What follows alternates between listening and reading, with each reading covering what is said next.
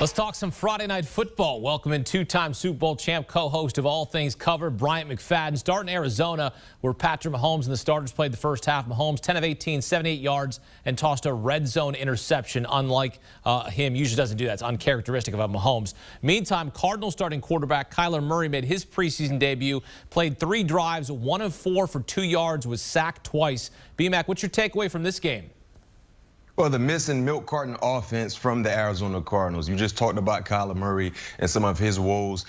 In totality, the entire offense struggled. One of the bigger concerns for this offense coming into this season was can they run the football? Will they be a much improved offense on the ground? We didn't see that tonight against the Kansas City Chiefs. Colt McCoy, the backup quarterback, was the leading rusher. We didn't see anything from James Conner. He had 2 carries for 1 yard. Chase Edmonds, who should be the starting running back, had 1 attempt for 3 yards. They just didn't get anything going on the ground. If they expect to be successful in their division, Hakeem, they better find a way to run the football, because not being a balanced attack offensively definitely won't be it won't be good for their offense going forward, especially with them trying to win ball games in the NFC West. Yeah, that division could arguably send 3 teams to the playoffs. That is an absolute beast, the NFC West. Kyler Murray struggled in this game. We'll talk about him a little bit here in this segment. He went #1 overall in 2019. Joe Burrow went #1 overall in 2020. Burrow did not play in Friday's preseason game against Washington as he works his way back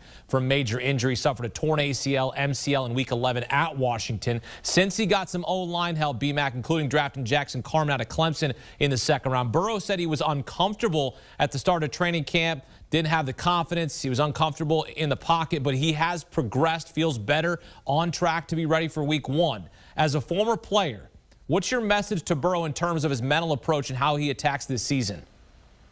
Well, you just got to get yourself together individually. I think the organization, they understand the Achilles heel for their offense last season was the offensive line. We all knew that coming into last year's ball game, last year's the season for them. But they found a way to address some of those issues this offseason via the draft, via free agency, getting some guys healthy.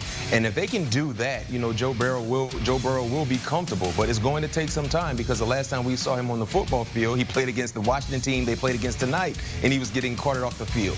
They need to find a way to be able to establish confidence in him mentally and physically for him to be the best quarterback they believe he can be this upcoming season. Look, I want him to be cool Joe Burrow just as much as you do. Joe Cool? Yeah, I mean, we all want to see him back, even as a Browns fan. Hey, Hakeem, he can't be Joe Cool if the kitchen too hot.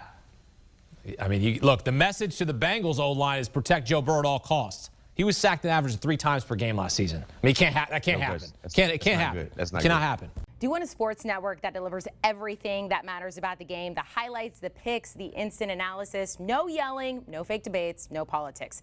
Hit the subscribe button and never miss a moment.